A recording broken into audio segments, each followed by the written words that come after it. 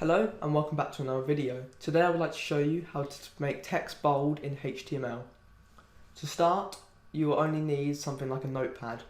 What you want to do is show you are using HTML by putting two inequality signs and inside put HTML and then another after that but with a / before HTML. Now in between them, put inside inequalities B and / B. In between them, write what you want bolded.